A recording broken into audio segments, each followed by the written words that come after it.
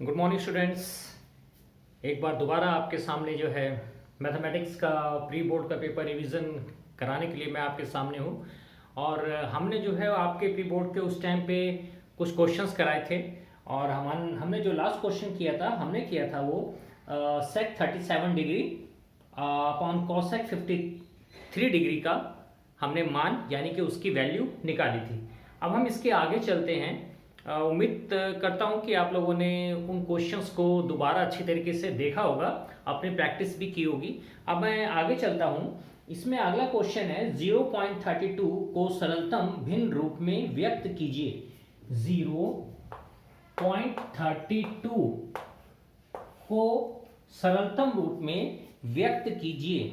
सरलतम जो भिन्न रूप है। अब इसमें आप ध्यान से देखेंगे, आप लोगों ने टर्मिनेटिंग डेसिमल और नॉन टर्मिनेटिंग डेसिमल के बारे में पढ़ा है। टर्मिनेटिंग डेसिमल वो है जो आपका उसमें बैलेंस नीचे शेष आपका कुछ भी नहीं बचता, यानी पूरा पूरा कट जाता है। और नॉन टर्मिनेटिंग वो होते हैं जो रिपीट होते हैं, यानी कटते नहीं है, वो आगे बढ़ते रहते हैं। उसी में से एक ये नॉन टर्मिनेटिंग टाइप का है। इसको सरलतम भिन्न यानी कि P अपॉन Q के रूप में लिखने को कह रहे हैं।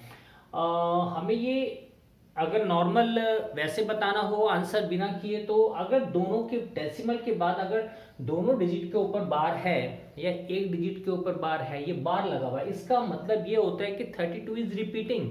ये रिपीट हो रहा है बार बार डिवाइड करने के बाद, ये शो करता है। तो इसको लंबा 32 32 32 लिखने के बजाय 32 32 लिखने के बजाय हम 32 के ऊपर बार लगा देते हैं। तो मोस्टली इसमें क्या होता है कि अगर 2 के ऊपर बार है तो 32 अपॉन 99 आंसर आ जाएगा।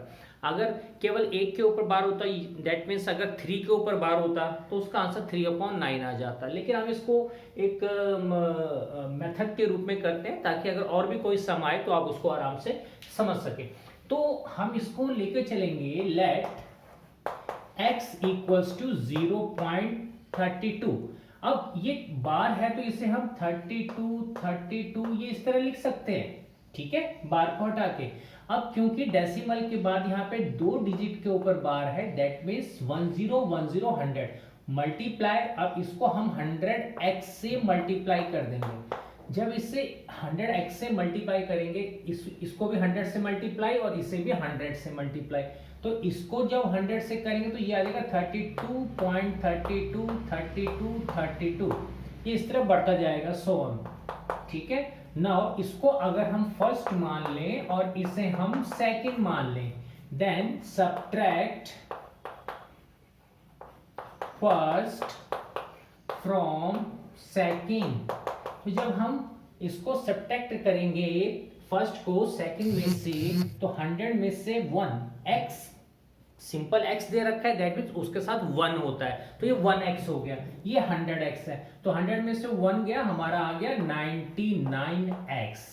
99x इक्वल्स टू, अगर आप इसको माइनस करेंगे तो आप माइनस करके देख सकते हैं। कुछ बच्चे अगर नहीं समझ रहे हो तो देखिए 32.32 हमें माइनस करना है ये 0.32 तो आप ध्यान दीजिए ये सारा कट गया हमारा, सब्ट्रैक्ट करने बचा क्या, 32, केवल ये बचा। तो यहां हमने लिख लिया 32 और x का आंसर आ गया 32 अपॉन 99, ठीक है। तो ऐसे क्वेश्चंस को हम इस टाइप से करते हैं। एक एक बार वाले भी आते हैं आपको उसमें, तो एक एक बार वाले भी आपको सेम इसी मेथड से, बस आपको ये ध्यान देना है डेसिमल के बाद कितने हमारे डिजिट हैं और कितनों के ऊपर, 1 के ऊपर बार है या 2 के ऊपर बार है, ये सब चीज आपको देखनी पड़ती है। तो इसको नोट कर लें। तो ऐसा कोई भी क्वेश्चन आएगा आप उसको इजिली सॉल्व कर सकते हैं।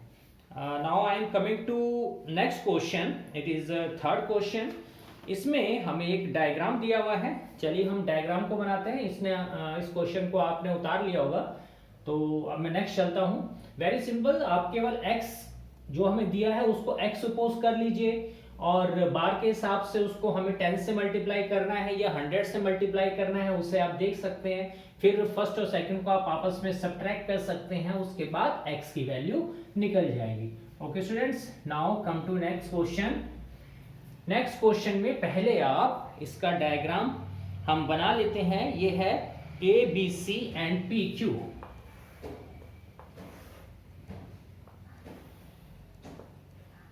it is A, B, C, and then it is PQ. Okay.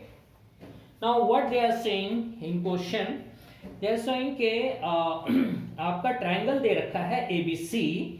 आप डायग्राम को ध्यान से देखें, डायग्राम दे रखा है ABC और जो इसका बेस है यानी कि आधार है BC, इसके समांतर एक PQ खींचा गया है, यानी ये रहा BC और इसके समांतर यानी कि पैरेलल एक PQ लाइन खींची गई है। और ये हमें कह रहे हैं अगर PQ रेशियो BC हमें गिवन है, ध्यान देंगे PQ रेशियो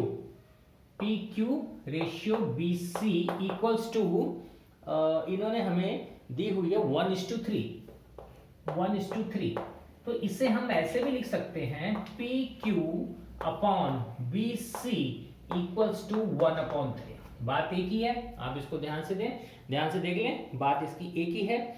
और ये हमें कह रहे हैं AP और PB का अनुपात ज्ञात कीजिए। AP और PB मतलब हमें AP और PB निकालना है, ये कितना होगा ये हमें निकालना है। ठीक है, अब क्वेश्चन आप समझ गए होंगे कि हमें ट्राइंगल दे रखा है, ट्राइंगल में एक साइड के पैरेलल हमारी एक और साइड दे रखी है जिसको हमने PQ, इसका मतलब क्या हुआ कि PQ हमारे समानांतर पैरेलल हो गई है BC के। अब यहां पर आप ध्यान से देखिए, मैं आपको इसको समझा रहा हूं, ट्राइंगल APQ और triangle ABC, triangle APQ and triangle ABC, ये दोनों ट्राइंगल आपस में सिमिलर है, समरूप है। सिमिलर यानी कि समरूप। अब ये समरूपता क्या होती है ये आपको बताया जा चुका है, लेकिन फिर भी आप अपने एनसीईआरटी बुक से जो भी समरूपता के हैं सारे, चाहे वो SSS है, SAS है, इन सबको एक बार दोबारा रिवाइज करना बहुत जरूरी है। ठीक है, तो अब समरूप कैसे, हम उसको कैसे लिखते हैं। अभी ट्राइंगल इसमें, एक ही ट्राइंगल में दो ट्राइंगल इसमें दिखा रखे हैं, एक ये APQ और एक ABC। अगर मैं इसे अलग अलग बनाऊं तो आप ध्यान दीजिए, आपको ज्यादा समझ आ जाएगा।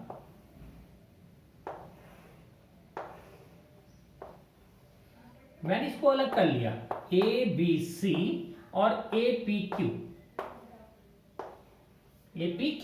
तो जो समरूपता की कसौटी है, समरूपता सिमिलैरिटी की जो हमारा नियम होता है, उसमें हमें पता है कि एक ट्राइंगल की एक भुजा और दूसरी ट्राइंगल की वही भुजा समान अनुपात में। यह आप देखिए, कहने का मतलब क्या हुआ कि ABC और APQ, ये AB upon AP is equal to AC upon AQ is equal to BC upon PQ होता है। ये आपने समरूपता में पढ़ा होगा, नहीं ध्यान आया तो आप इसको देख के आप ध्यान रख सकते हैं। अगर हम ट्राइंगल को अलग कर दें तो समरूप है, तो ये भुजा बटे ये भुजा, ये भुजा बटे ये भुजा और ये भुजा बटे ये वाली, ये समान अनुपात में ये बराबर होती हैं। ठीक है, तो हम यहाँ पे इस चीज को कर रहे हैं, तो आप इसको ध्यान से उतार लें। हम यहाँ पे ये लिख सकते हैं कि triangle ABC is similar to triangle APQ। ये सिमिलैरिटी का साइन होता है, इसको आप ध्यान से देख लें।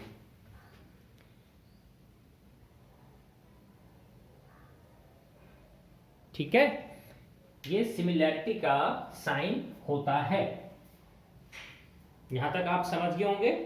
अब आप इसको आगे देखें, AB बटा AP।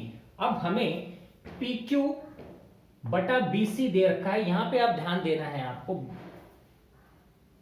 यहां पे आप ध्यान दें, ये हमें क्वेश्चन में दिया हुआ है इतना, बहुत ध्यान से समझने वाली चीज है।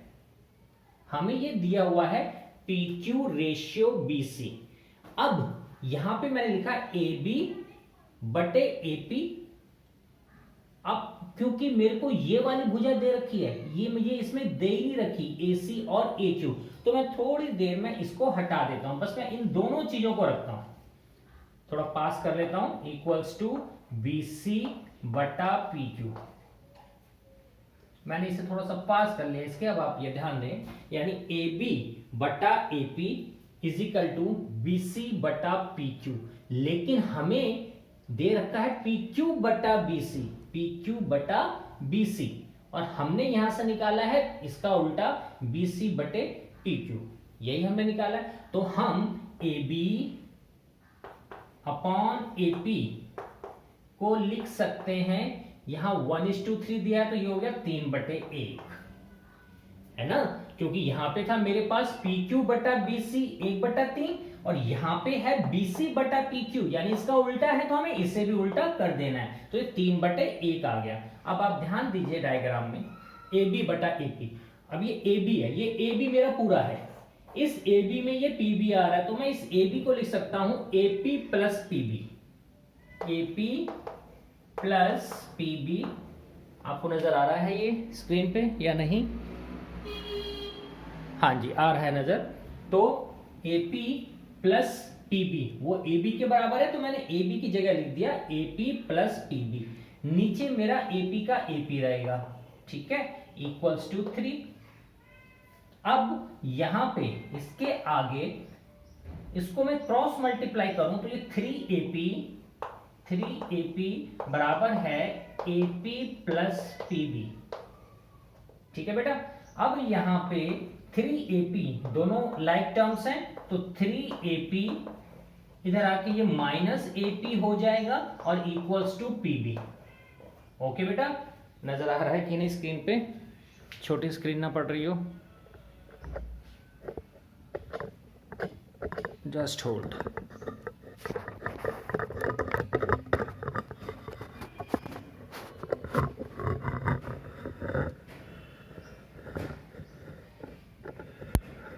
यस, ये आ गया मेरे पास 3AP माइनस AP। अब 3AP में से एक AP जाएगा तो बचेगा 2AP इक्वल्स टू PB, यही आया, तो ये मेरा बन गया 2 इक्वल्स टू PB बटे AP। ये तो मैथमेटिक्स की जनरल चीजें हैं, जो बच्चे तैयारी कर रहे हैं उन्हें पता है कि कैसे हमारा लेफ्ट साइड इसके नीचे आ गई, तो ये 2 इक्वल्स टू PB ऊपर आ गया और AP हमारा नीचे आ गया, यानी PB अपॉन AP की वैल्यू आ गई 2/1। हमें किसकी निकालनी है वैल्यू? हमें वैल्यू किसकी निकालनी है? हमें वैल्यू निकालनी है AP बटा PB की, AP बटा PB। अब PB ऊपर है AP नीचे है, यहां पे AP ऊपर है PB नीचे है, तो अगर PB बटा AP की वैल्यू 2/1 है तो AP अपॉन PB की वैल्यू क्या हो गई? इसका उल्टा, यानी कि 1/2। यही हमें आंसर निकालना था। ध्यान से देख लें बेटा, बहुत इंपॉर्टेंट क्वेश्चन है, इस टाइप के सिमिलैरिटी में क्वेश्चंस बहुत सारे आते हैं। तो आपको स्क्रीन पे ये पूरा नज़र भी आ रहा है, अब मैं भी इसको फ्रंट से देख रहा हूँ। तो ये ट्रायंगल आपका बना हुआ है और ट्रायंगल में आपको दे रखा है कि ABC और BC के पैरेलल यहाँ पे एक PQ लाइन खींची हुई है। दोबारा बच्चे देख लें इसे, और हमें PQ रेशियो BC डायग्राम को अगर आप ध्यान से देखेंगे तो PQ रेशियो BC हमें 1:3 दिया हुआ है। इस अनुपात को मैंने आपको राइट साइड में लिख के दिखा रखा है। इस PQ बटा BC को हम 1/3 करके भी लिख सकते हैं। तो हमने जब सॉल्यूशन स्टार्ट किया है तो हम देख रहे हैं कि जो ट्रायंगल APQ है वो और ट्रायंगल ABC ये दोनों आपस में सिमिलर हैं, यानी कि समरूप हैं। मैंने इन ट्रायंगल को दो अलग अलग ट्रायंगल करके भी आपको समरूपता समझा दी। तो इसमें AB बटा इस ट्रायंगल का AP और इजिकल टू नीचे की भुजा BC बटा PQ, ठीक है। तो हमें AB बटा AP हमारा कितने के बराबर हो गया? 3/1। जैसा कि आप क्वेश्चन में देख रहे हैं, हमें दे रखा था PQ बटा BC को 1/3, तो यदि हम BC को ऊपर ले आए और PQ को नीचे ले आए तो वो 3/1 हो जाएगा। तो वही हमने यहां पर किया हुआ है, 3/1, यानी AB और AP अगर बराबर है BC PQ के तो AB अपॉन AP हो गया 3/1। यहां पे AB हमारा AP प्लस PB के बराबर है, बटा नीचे AP का AP इजिकल टू 3 का 3 आ गया, नीचे 1 है तो 1 लगा सकते हैं। ये क्रॉस मल्टीप्लाई होके 3AP हो गया equals to AP plus PB, ठीक। फिर लाइक टर्म्स जैसे हम सॉल्व करते हैं इसको इकट्ठे लेके आ गए, 3 में से 1 गया, 2 AP आ गया इज इक्वल टू PB, और यहां से हमारा आंसर निकल के आ गया AP upon PB equals to 1/2। तो आप लोग इसको पहले उतार लीजिए, आपने इसको, और समझना बहुत जरूरी है। देखिए कोई भी क्वेश्चन केवल डायरेक्टली आप, जब तक आपको उसका बेसिक ना पता हो, आपने पहले मैंने जो ट्रायंगल चैप्टर आपको इसमें करवाया था, आपने उसमें उसको अच्छी तरह समझना आपको बहुत जरूरी था। जो वीडियो आपको बताई गई थी या आपकी बुक में से जो आपको करवाया गया था, तो जो बेसिक अगर आपको पता है तब तो आप इसको आसानी से समझ सकते हैं कि आपने अगर सिमिलैरिटी के नियम पढ़ रखे हैं तो आपको तुरंत समझ में आ जाएगा। लेकिन अगर आपने समरूपता के नियम अगर आपने नहीं पढ़े हैं तो एक बार ये देखने से आपको समझ में आना थोड़ा मुश्किल रहेगा। एक तो आपको बुक में भी एक बार इसके जो बेसिक्स हैं वो जरूर आपको देखने पड़ेंगे। ओके स्टूडेंट्स, अब मैं इसको रब कर रहा हूं।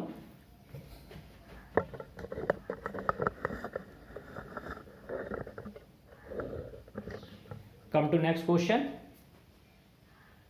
But this question is very important question of triangle.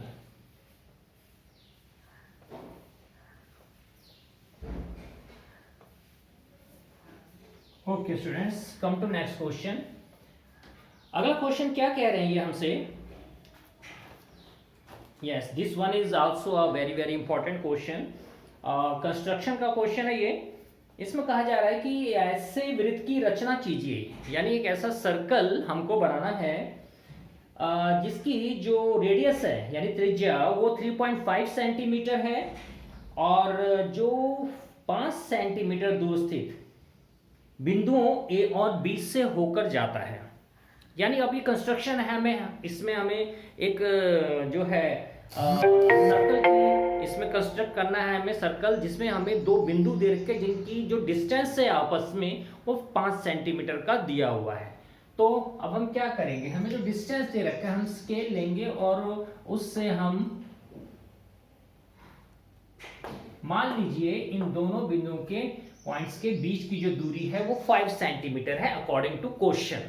ठीक है, अब इनके बीच में 5 सेंटीमीटर की दूरी है, तो हमको ये कह रहे हैं कि ऐसा वृत्त बनाओ इस यहां से कि जिसकी त्रिज्या 3.5 सेंटीमीटर। तो सबसे पहले हम क्या करेंगे, ऐसे क्वेश्चन में हम कंपास लेंगे, इसका समद्विभाजक खींचेंगे। कैसे खींचेंगे, ठीक है, आधे से ज्यादा कंपास को खोलेंगे, इस 5 सेंटीमीटर से आधे से ज्यादा कंपास को खोल के ए को सेंटर मान के एक आर्क हम यहां लगा लेंगे और एक आर्क हम यहां लगा लेंगे, उतने ही खोले खोले।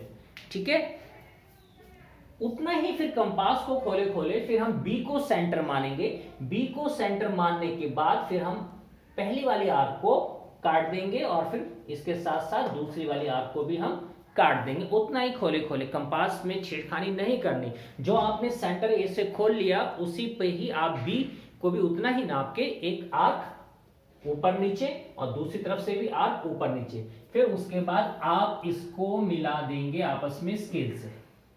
तो ये इसका लंब समद्विभाजक हो गया। ठीक है, ये आपका इसका परपेंडिकुलर बाइसेक्टर जो आपका बन जाएगा।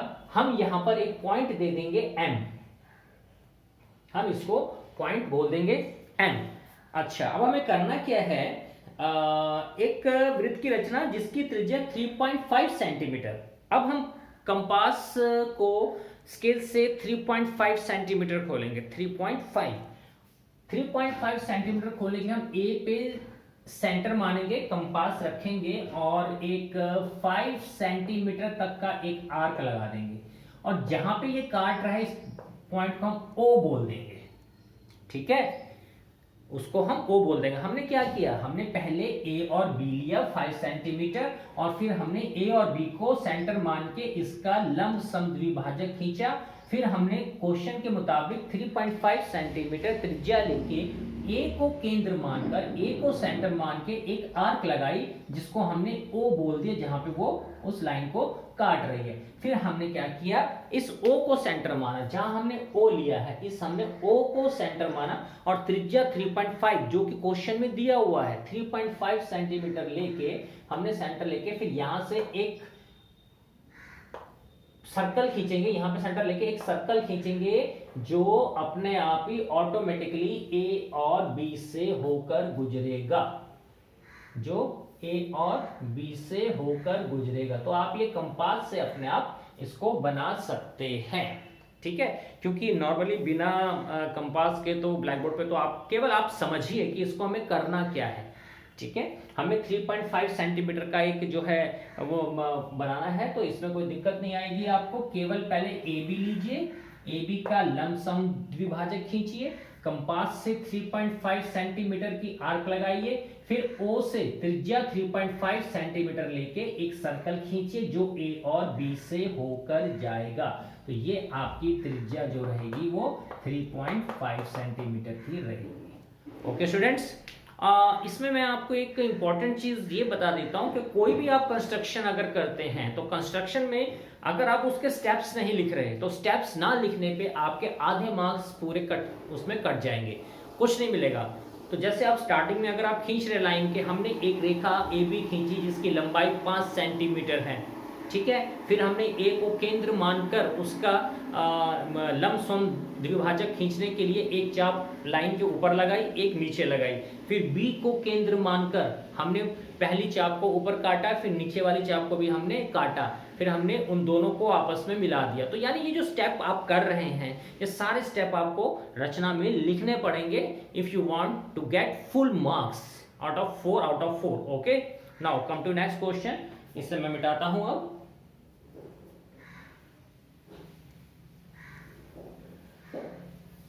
Okay students, our next question is लकड़ी के एक ठोस बेलन के प्रत्येक सिरे पर, अच्छा मेंसुरेशन के जो क्वेश्चंस हैं, हालांकि मैं आपसे जितने भी हमारे मैथमेटिक्स के स्टूडेंट्स हैं, चाहे वो सीबीएसई हो, चाहे वो यूपी बोर्ड हो, चाहे वो आईसीएसई बोर्ड के हों, किसी भी बोर्ड के हों, मैथमेटिक्स में जितने भी हमारे टॉपिक्स हैं, फर्स्ट ऑफ ऑल फॉर्मूलेज जो हैं उनका एक की चीज है, यानी कि एक बेस उनका फॉर्मूला होता है।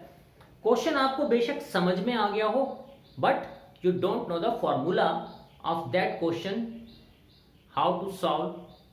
तो जब तक आपको फॉर्मूला उसका अच्छी तरह नहीं पता है और आप क्वेश्चन भी समझ गए तो आपको दिक्कत आ सकती है उस क्वेश्चन को करने में, ठीक है, और आएगी ही। अब जैसे नेक्स्ट क्वेश्चन है, इसमें कह रहे हैं लकड़ी के एक ठोस बेलन के प्रत्येक सिरे पर, अब बेलन है तो बेलन को पहले हम बनाएंगे। सिलेंडर दे रखा है हमें, सिलेंडर, ये मान लीजिए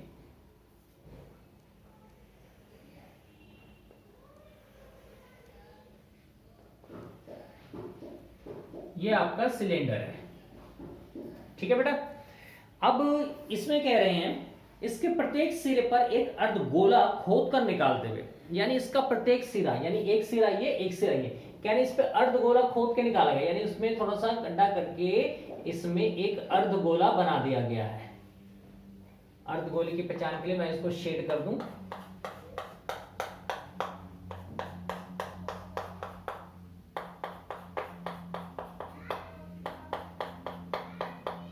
मेंसुरेशन में अगर डायग्राम आपको ना भी दिया हो तो आपको क्वेश्चन पढ़ के उससे अपने आप भी बनाना आना चाहिए।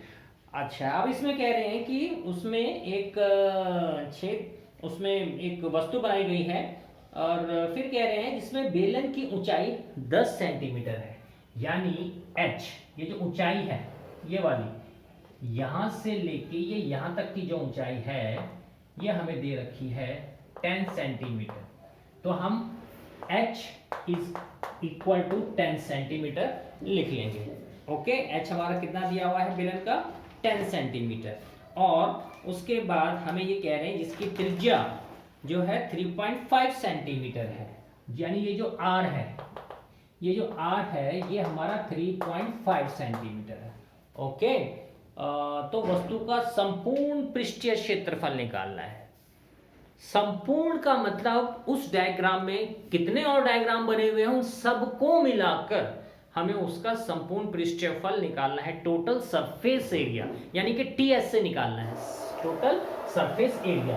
अब टोटल सरफेस एरिया के लिए हम देखेंगे इसमें एक तो हमारा ये अर्धगोला बना हुआ है और एक हमारा बेलन बना हुआ है। तो सरफेस एरिया यानी कि जो उसका एरिया है, जो उसका क्षेत्रफल है, उसका फॉर्मूला हमें पता होना चाहिए। तो जो क्षेत्रफल होता है आपका सिलेंडर का वो होता है 2 पाई आर एच।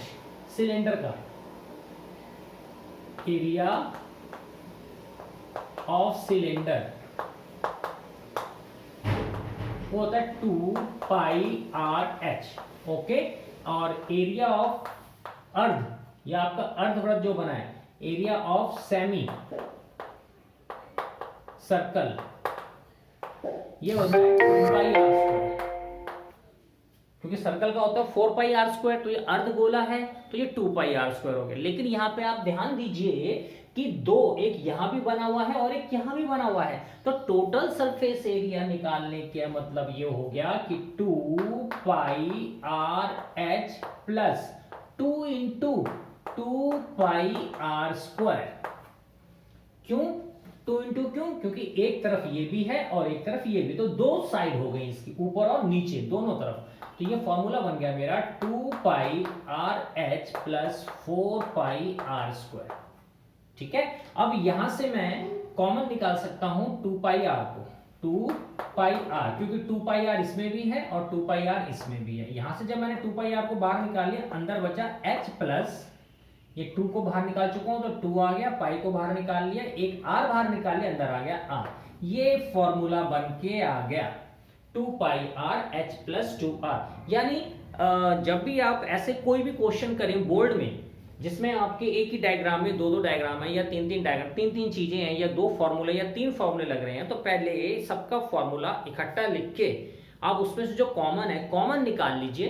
क्योंकि अगर आप अलग अलग करके निकालेंगे, सिलेंडर का अलग निकालेंगे, फिर इस अर्धगोले का अलग निकालेंगे, इस अर्धगोले का अलग निकालेंगे, तो आपका टाइम काफी कंज्यूम उसमें हो जाएगा। तो आप इस प्रकार से करेंगे। अब वैल्यू आपके पास है, सॉल्व आप इसको आराम से कर सकते हैं। 2 multiply 22/7 multiply r is 3.5 centimetre and h is 10 centimetre plus 2 into r, 2 into r था मेरे पास 3.5।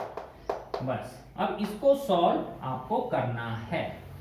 नाउ सॉल्यूशन मेथड, मेन आपको पता होना चाहिए कि मेथड क्या है। उसके बाद जो भी डिवाइड या मल्टीप्लाई है या एडिशन है या सब्ट्रैक्शन है, ये आप अपनी प्रैक्टिस उस क्वेश्चन को पूरा करके करें, जरूर करें। ठीक है, तो ऐसे क्वेश्चन इस प्रकार होंगे। क्वेश्चन को पढ़ना बहुत जरूरी है, हमें पहले क्वेश्चन को समझना बहुत जरूरी है। क्वेश्चन को समझने के बाद उसका फॉर्मूला याद आना बहुत जरूरी है, और याद आने के बाद उसका मेथड कैसे है वो हमें बिल्कुल समझ में आना चाहिए। उसके बाद ये वैल्यूज हमने पुट कर दी, अब इनको साइन के हिसाब से आप सॉल्व कर सकते हैं। ओके, नोट डाउन कर लीजिए।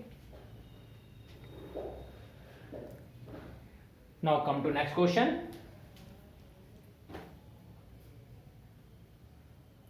इसको आपने उतार लिया होगा। Okay students, come to next question.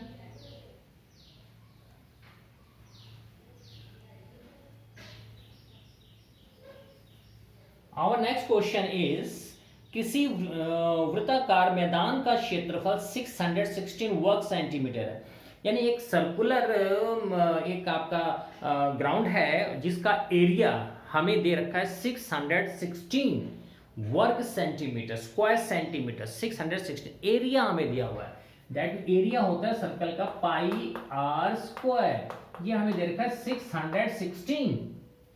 ये हमसे क्या कह रहे हैं, उस वृत्त की परिधि ज्ञात करो। तो दोनों सिंपल बिल्कुल formula, area pi r square और परिधि का फॉर्मूला होता है 2 पाई आर। ये हमें निकालना है, ये हमें निकालना है 2 पाई आर। तो हमें ये पहले दिया हुआ है।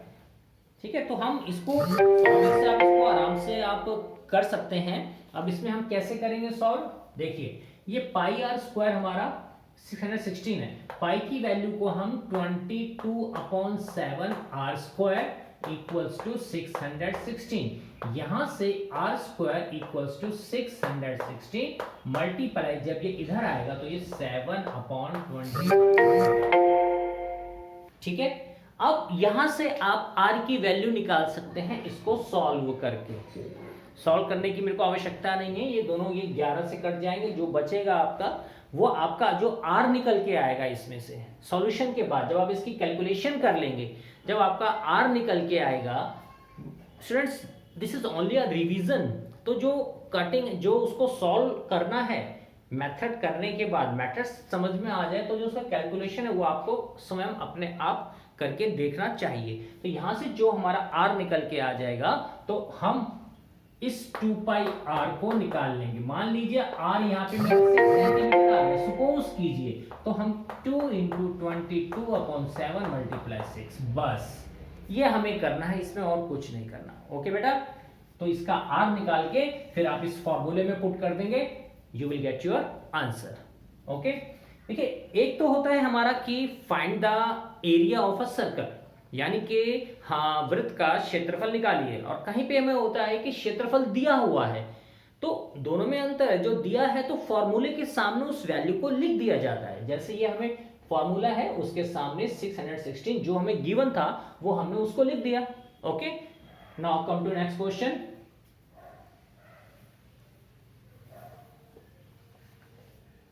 What is our next question? It is fourth question. Now see it. ये कह रहे हैं गुणनखंड विधि द्वारा, अच्छा गुणनखंड विधि द्वारा 3x², these kinds of questions are also a very important question. 3x² minus 6x plus 2 equals to 0। अब आप यहां पे इस क्वेश्चन को ध्यान से देखिए। अगर ये हमसे कह रहे हैं कि वो आपको गुणनखंड विधि से करना है तो वो आपको गुणनखंड विधि से ही करना होगा, उसमें आप कोई और विधि नहीं लगाएंगे, नहीं तो आपके मार्क्स जो हैं बिल्कुल कट हो जाएंगे। ठीक है, तो इस चीज का आपको जो है ज्यादा ध्यान देना है। अब मैं इसको सॉल्व करता हूं गुणनखंड विधि से। गुणनखंड विधि हमारा इसमें एक तो विधि हमारी आपको मालूम है कि b, हम जब d का फॉर्मूला निकालते हैं b² - 4ac, वहां से भी हम इसको निकालते हैं, बट हमें स्पेशली कहा जा रहा है कि इससे आप गुणनखंड विधि से कीजिए। तो अब गुणनखंड विधि हम करते हैं इसमें। देखिए अब ये कौन सा फॉर्मूला इसमें लग रहा है, मिडल टर्म स्प्लिटिंग का, यानी हम इस ये जो सेंटर में है हम इसे इस प्रकार से दो पार्ट्स में डिवाइड करते हैं कि अगर हम इसे बीच वाले को इस प्रकार दो पार्ट में डिवाइड करेंगे ताकि उससे हम ऐड करें तो हमारा यही आ जाए -2√6, और अगर मल्टीप्लाई करें तो ये और ये जो मल्टीप्लाई करके आ रहा है पहला और लास्ट वो आना चाहिए, यानी कि 6 आना चाहिए मल्टीप्लाई करने पे। तो यदि आप ध्यान से देखेंगे मिडल टर्म स्प्लिटिंग के हिसाब से तो यहां पे -1√6x -1√6x प्लस 2 हम करें तो ध्यान देना -1 और -1 हो गया -2, और 6 हमारा केवल √6 आ गया, यानी हमने इसे दो पार्ट में जब बांटा तो हमने इसको √6 -√6 और -√6 से इसको हमने आपस में इसको प्लस किया है, तभी हमारा -2√6 आएगा। और ध्यान दें जब हम इसको मल्टीप्लाई करेंगे तो क्योंकि रूट और रूट वो हमारा 6 ही आ जाएगा, वही हमें चाहिए 3 दूनी 6। कुछ बच्चों ने इसको बिल्कुल भी नहीं किया होगा तो उसको ठीक से नहीं समझेंगे। दोबारा देखिए, ये 3x² है माइनस, मैं इसे 1√6 या केवल 6 लिख सकता हूं केवल, और -√6 प्लस 2। देखिए इसे चाहे 1√6 लिखूं चाहे केवल √6 लिखूं, इसका मतलब यहां 1 ही होता है। तो ये दो टाइप से हमारी बन गई। अब और देखिए इसमें और आसानी के लिए, क्योंकि रूट वाले क्वेश्चन में हमें कॉमन क्या लेना है, वो बच्चे अक्सर प्रॉब्लम उनको क्रिएट हो जाती है माइंड में कि हम कॉमन क्या लें, क्योंकि ये रूट में है। अब हम क्या करेंगे उसको इजी करने के लिए 3x² माइनस, मैं इसे चाहूं तो √3 मल्टीप्लाई √2 भी लिख सकता हूं, क्योंकि √3 और मल्टीप्लाई √2 दोनों के दोनों हमारे जो है प्राइम फैक्टर हैं।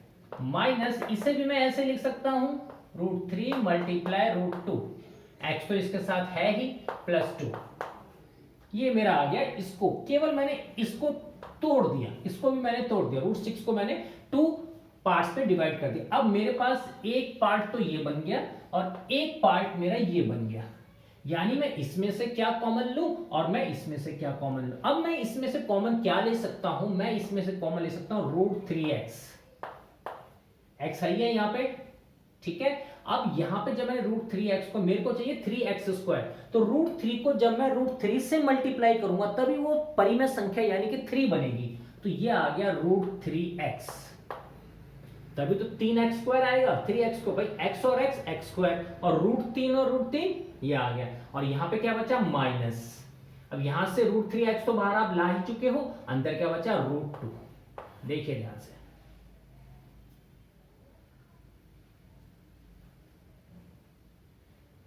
ठीक है।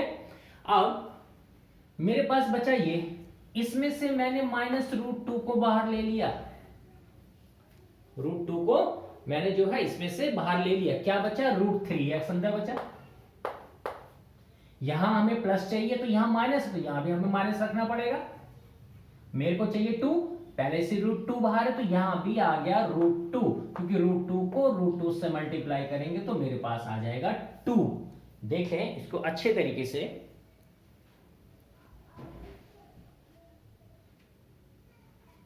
क्वेश्चन था 3x² - 2√6x + 2 = 0, और ये 3x², इसके फैक्टर इस प्रकार किए हमने, इससे डिवाइड किया कि यदि उससे हम ऐड करें तो मेरा यही आ जाए, और मल्टीप्लाई करने पे 3 × 2 यानी कि 6 आ जाए।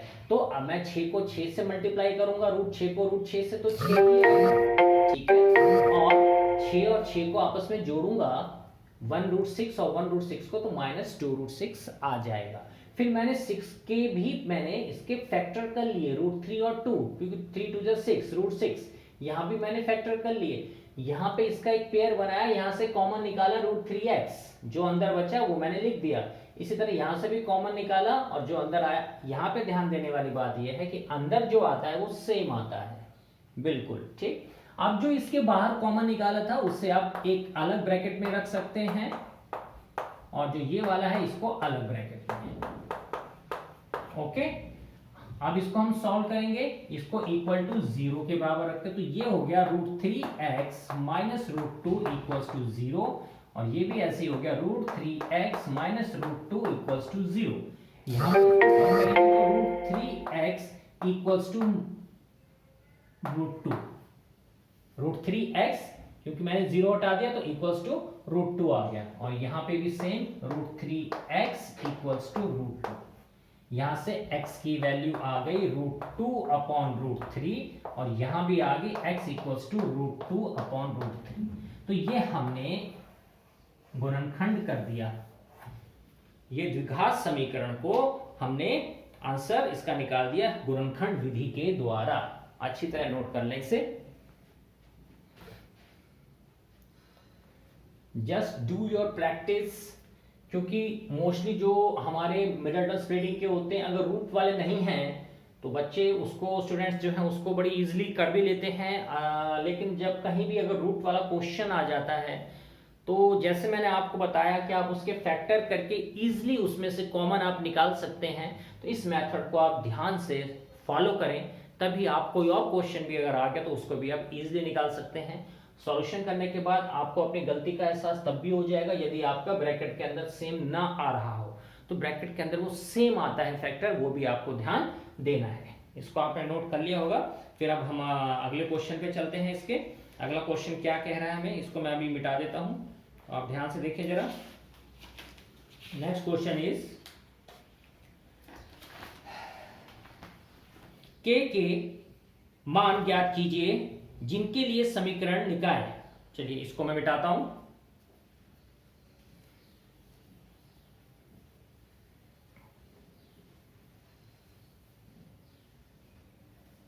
ओके, हमें इसमें इक्वेशन दे रखी है, पहले हम इक्वेशन उतार लेते हैं। kx + 2y = 5, kx + 2y = 5, और 3x + y = 1, 3x + y = 1, यही है। आप सभी के पास जो है आपका क्वेश्चन पेपर है, आप उसमें देख सकते हैं। तो इसमें इस क्वेश्चन पेपर में आपके इस क्वेश्चन में दे रखा है कि के मान ज्ञात करो, यानी के की वैल्यू निकालिए जिसके लिए इक्वेशन के x plus 2y equals to 5 और 3x plus Y equals to 1 का पहला अद्वितीय हल या कोई हल नहीं। तो जैसा कि मैंने आपको फर्स्ट वीडियो में रिवीजन के वाली में आपको मैंने बताया है कि अद्वितीय हल का मतलब है a1 upon a2 is not equal to b1 upon b2। ये वाला लगाएंगे अद्वितीय हल के लिए, यूनिक सॉल्यूशन यानी कि अद्वितीय हल, ये यूनिक के लिए हो गया। दूसरा इसमें पूछ रहे हैं कोई हल नहीं, नो सॉल्यूशन। नो सॉल्यूशन के लिए a1 upon a2 is equal to b1 upon b2 is not equal to c1 upon c2। तो हमें केवल क्या समझना है कि a1 b1 c1 क्या है इसमें। ये मेरी फर्स्ट इक्वेशन दे रखी है गिवन और ये मेरी सेकंड इक्वेशन है। तो फर्स्ट इक्वेशन से ये kx plus 2y minus 5 equals to 0 हो जाएगा और ये 3x plus y minus 1 equals to 0। मैं केवल a1 b1 c1 लिख के दे रहा हूं। a1 equals to k, b1 equals to 2 और c1 इक्वल्स टू माइनस 5। इसी तरह a2 equals to 3, b2 equals to 1 and c2 equals to minus 1। ये a1 b1 c1 a2 b2 c2 आपको पता हो तो आप वैल्यू रख दीजिए। ये हमारा यूनिक का फॉर्मूला बनता है, ये हमारा नो सॉल्यूशन का बनता है। ये मैंने आपको फर्स्ट वीडियो में भी बताया है। तो इसको आप अब इजीली कर सकते हैं केवल वैल्यू पुट करके। जो a1 की है वो a1 की जगह, जो a2 की है वो a2 की जगह, b1 की है b2 की, और उसी तरह जैसे बताया था क्रॉस मल्टीप्लाई करके आप इसका आंसर निकाल सकते हैं। Clear student? तो इसको आप कर लें। मेथड मैंने आपको समझा दिया। क्वेश्चन इक्वेशन एग्जाम में कोई आवश्यक नहीं है, कोई कंपल्सरी नहीं है कि यही वाली आ जाए, कोई सी आ सकती है, but you should know the method. Mathematics में केवल मेथड आपको पता होना चाहिए, फिर क्वेश्चन चाहे कैसा भी आ जाए आप उसमें कोई आपको प्रॉब्लम नहीं आएगी। तो इसको आप नोट करें जल्दी, फिर मैं नेक्स्ट क्वेश्चन पे आऊं। Okay, our next question is 6x square minus x minus 1 equals to 0 को पूर्ण वर्ग बनाकर हल कीजिए। अभी हमने गुणनखंड विधि से हल किया था, ठीक है। अब इसमें कह रहे हैं पूर्ण वर्ग बनाकर। This is also a very important question और बोर्ड में पूर्ण वर्ग बना के क्वेश्चन हर एक साल छोड़ के आता रहता है, कभी कभी कंटिन्यूटी में भी आ जाता है। तो इसको भी आप समझें। इसको मैं रब कर रहा हूं।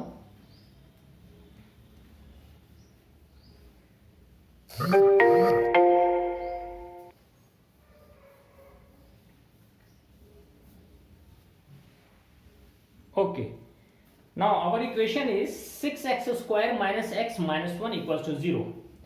6x square minus x minus 1 equals to 0. 6x square minus x minus 1 equals to 0. इसको हमें परफेक्ट स्क्वायर रूट बना के, पूर्ण वर्ग बना के हमें इसे जो है हल करना है। अब कैसे करते हैं, इसका क्या मेथड है, क्या लॉजिक है। सबसे पहले जो इसमें हमारा काम होता है वो हमारा काम ये होता है कि ये जो आपका कोएफिशिएंट जो एक्स स्क्वायर के साथ है उसको हम उन तीनों से डिवाइड कर देंगे। यानी एक्स स्क्वायर के साथ में जो हमारा कांस्टेंट टर्म जो हमें दे रखी है, जो अचर राशि जो हमें दे रखी है, इसमें कांस्टेंट टर्म दे रखी है, उससे तीनों को डिवाइड कर दिया जाएगा। अब आप देखें, हम चाहें तो ये शुरू में 0 हटा सकते हैं। हम इसे लिख सकते हैं 6x square minus x equals to 1। Okay, अब 6 से मैं जब डिवाइड करूंगा तो 6 upon 6x square minus x upon 6 equals to 1 upon 6। पहला काम तो ये होता है इसमें। अब मैं इसको 6 से 6 कट गया, बचा क्या, x square minus 1 upon 6x equals to 1 upon 6। ये आ गया मेरे पास फ्रेश, जब मैंने कोएफिशिएंट ऑफ एक्स स्क्वायर के साथ की संख्या से तीनों को भाग कर दिया। ये मेथड है कि पूर्ण वर्ग बना के। अब पूर्ण वर्ग के लिए हम क्या करेंगे, जो हमारा एक्स वाली चर राशि है इसके साथ जो है इसके आधे का वर्ग करेंगे। ध्यान से सुनिए, इसके आधे का वर्ग आधे का वर्ग, यानी 1/6 का आधा क्या होता है, 1/6 का आधा क्या होता है, उसका वर्ग करके इक्वल टू के इधर भी उसको प्लस कर देंगे और इक्वल टू के उधर भी उसको प्लस कर देंगे। अब पहले हमें इसका आधा निकालना है, तो आधा निकालने का तरीका क्या है, बिल्कुल सिंपल, 1/6 डिवाइडेड बाय 2, यानी 1/6 को 2 से हम भाग दे रहे हैं, तो क्या हो गया 1/6 गुणा 1/2, यानी कि 1/12। ये इसका आधा आ गया, 1/6 का आधा। अब आधे का वर्ग, आधे का वर्ग यानी कि स्क्वायर क्या हो गया, 1/12 का स्क्वायर, ये मतलब हो गया इसका स्क्वायर। इसको इस तरफ भी ऐड कर देना है, इस तरफ भी ऐड कर देना है, तो यहां पे देखिए x² माइनस 1/6x प्लस 1/12 का स्क्वायर इक्वल्स टू 1/6 प्लस 1/12 का स्क्वायर। ये है असली चीज जो मैं आपको समझाना चाह रहा हूं। ध्यान से देखिए, हमने इस 1/6 किया, आधा किया, मैंने अभी बताया आपको हमने उसका हाफ कैसे किया। आधा करने के बाद उसका वर्ग कर दिया। अब वर्ग कर दिया, जो वर्ग करके हमारे पास आया हमने उसको यहां भी जोड़ दिया इक्वल टू पे इस तरफ और इक्वल टू के राइट साइड में भी उसको हमने जोड़ दिया। अब इसको हम सॉल्व करेंगे। अब यहाँ पे आप ध्यान से देखिए, ये हमारा फॉर्मूला, देखिए फॉर्मूले अलजेब्रा के जितने भी हैं, क्या वो a plus b square, a plus b का whole square, a minus b का whole square, a plus b का whole cube, a minus b का होल क्यूब, जितने भी फॉर्मूले हैं आपको एग्जाम से पहले मैं फिर आपसे कह रहा हूं उसको बार बार लिख के आप याद कर लीजिए, क्योंकि कहां पे हमें कौन सा फॉर्मूला यूज करना पड़ जाए वो हम कह नहीं सकते। कभी कभी ऐसे फॉर्मूले जो आपने 8th और 9th में पढ़े हैं वो भी फॉर्मूले आपके उसमें यूज होते हैं। अब आप ये देखिए, यहाँ पे ये मेरा फॉर्मूला बन रहा है a minus b square, a minus b का whole square, a minus b का होल स्क्वायर, तो ये हो गया x माइनस 1/12 का स्क्वायर, ये इस तरह हो गया इक्वल्स टू 1/6 प्लस 1 स्क्वायर है तो 1, ये हो गया 144। इतने को जब मैं सॉल्व करूंगा, अभी इसको हम यही रहने देते हैं, इसी के आगे लिख रहा हूं मैं, ये निशान ध्यान रखिए, ये तो मेरा ऐसे ही चलेगा x माइनस 1/12 का स्क्वायर इक्वल्स टू, यहां में जब एलसीएम लूंगा इसका तो एलसीएम आएगा 144। अब 144 को मैं जब 6 से डिवाइड करूंगा तो कितना आ जाएगा, 6 दूनी 12, 6 चौक 24 आ गया 24 प्लस ये 1 आ गया। अब इसी को आगे मैं सॉल्व करता हूं, ये सेम मैं डिजिट यहां पे लिख रहा हूं, x माइनस 1/12 का स्क्वायर कितना आया, 24 और 1 25 इक्वल्स टू 25/144, यही आया। इसके आगे सॉल्व करेंगे तो ये तो ऐसे ही चलेगा, x माइनस 1/12 का स्क्वायर इक्वल्स टू, क्योंकि ये स्क्वायर, अब ये परफेक्ट स्क्वायर बन रहा है तो मैं इसे लिख सकता हूं 5/12 का स्क्वायर, 5/12 का स्क्वायर।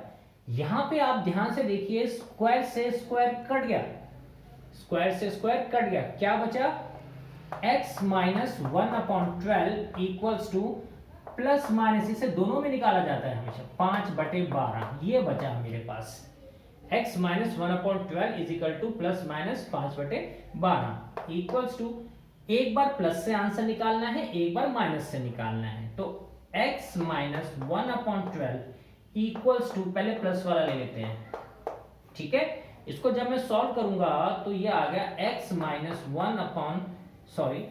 x इक्वल्स टू 5/12, इधर आके प्लस 1/12, तो इसको सॉल्व करने पे मेरा आ जाएगा आंसर x इक्वल्स टू 12 का 12 लघुत्तम आ गया और 5 प्लस 1,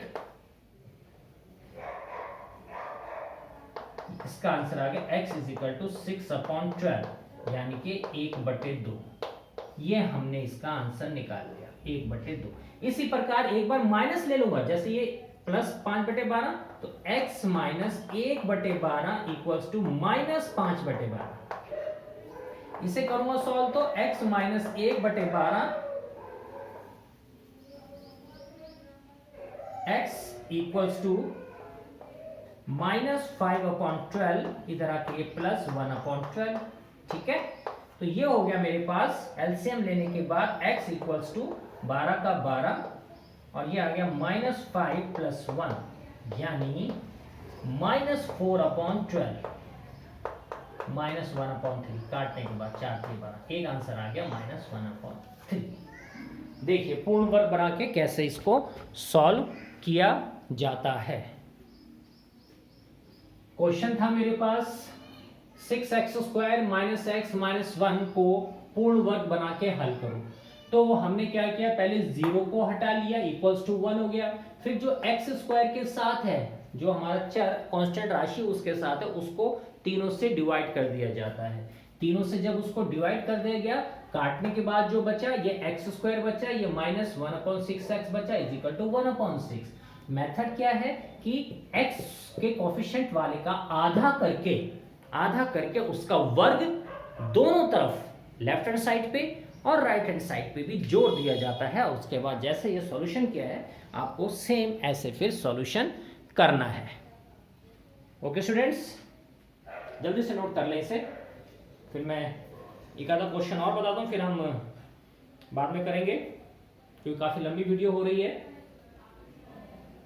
लेकिन 1 घंटे की पढ़ाई तो आपकी बनती है डेली, इसको नोट कर लें जल्दी।